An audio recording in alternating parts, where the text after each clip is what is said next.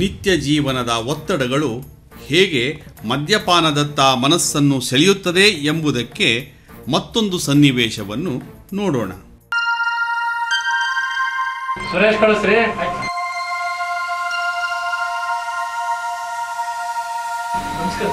ನಮಸ್ಕಾರ. ಬನ್ನಿ ಸುರೇಶ್, ನಿಮ್ಮ ಆರೋಗ್ಯ ಹೇಗಿದೆ ಈಗ? ಚೆನ್ನಾಗಿದೆ ಸರ್. ಹಾ, ಇಲ್ಲೊಂದು ಸೈನ್ ಮಾಡಿ. ಸರ್ ಅದು ಇದೇನು ಸರ್ ಇಷ್ಟೊಂದು ಕಡಿಮೆ ಇದೆ? ಹೌದ್ರಿ, 3 ವಾರ ರಜಾ ತಗೊಂಡಿದ್ದೀರಿ, ಜೊತೆಗೆ ಅಡ್ವಾನ್ಸ್ ಬೇರೆ ತಗೊಂಡಿದ್ದೀರಾ. ನೋಡ್ರಿ, ಇದು EL CL ತಗೊಳಕ್ಕೆ ಗೌರ್ಮೆಂಟ್ ಆಫೀಸ್ ಅಲ್ಲ, ಪ್ರೈವೇಟ್ ಆಫೀಸ್ ರೀ. ಇದು ಪ್ರೈವೇಟ್ ಆಫೀಸು. ಸರ್ ಅಡ್ವಾನ್ಸ್ ಎಲ್ಲ ಮುಂದಿನ ತಿಂಗಳು. ಆಯ್ತು ರೀ, ಮುಂದಿನ ತಿಂಗಳು ಇಟ್ಕೋಣ. ಈಗ ಬರೀ 50% ಮಾತ್ರ ಇಟ್ಕೊಂಡಿರೋದು.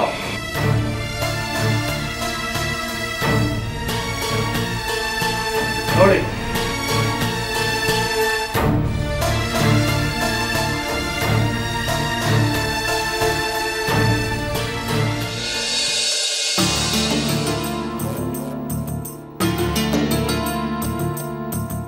ಗೊತ್ತಲ್ಲ ನನ್ನ ಸವಾಸ.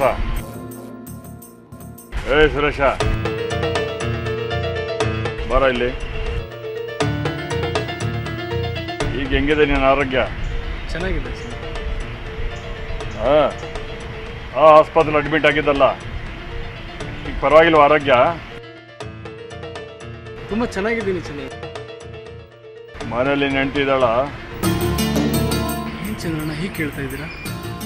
ನೀನು ಆಸ್ಪತ್ರೆಗೆ ಹೋಗಿದ್ದಾಗ ನನ್ನ ಹತ್ರ ಬಂದು ಸಾಲ ಇಸ್ಕೊಂಡು ಹೋಗಿದ್ಲು. ವಾಪಸ್ ಕೊಡ್ತಾಳಣ್ಣ, ಕೇಳೋಣ ಅಂತ. ಚಂದ್ರಣ್ಣ, ಇನ್ನೊಂದು 2 ತಿಂಗಳು ಟೈಮ್ ಕೊಡಿ, ನಾನೇ ಆ ಸಾಲ ತೀರಿಸ್ತೀನಿ. ಸಾಲ ನಿಧಾನವಾಗಿ ತೀರಿಸೋ ಪರವಾಗಿಲ್ಲ, ಆದರೆ ತಿಂಗಳು ಸರಿಯಾಗಿ ಬಡ್ಡಿ ಕಟ್ಟು. ಇಲ್ಲಿದ್ರೆ ಗೊತ್ತಲ್ಲ ನನ್ನ ಕತೆ.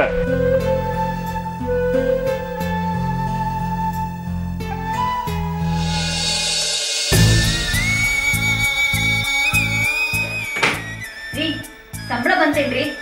ಮೊದಲು ರೇಷನ್ ಖಾಲಿ ಆಗಿದೆ, ಅದನ್ನ ತರಬೇಕು.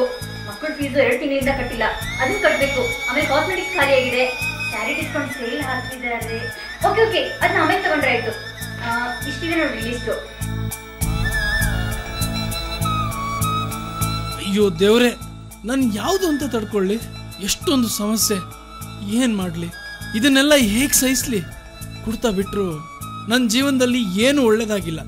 ಇದಕ್ಕೆಲ್ಲ ಪರಿಹಾರ ಏನು? ಹೇಗೆ ಇದನ್ನೆಲ್ಲ ತಡ್ಕೊಳ್ಳೋದು?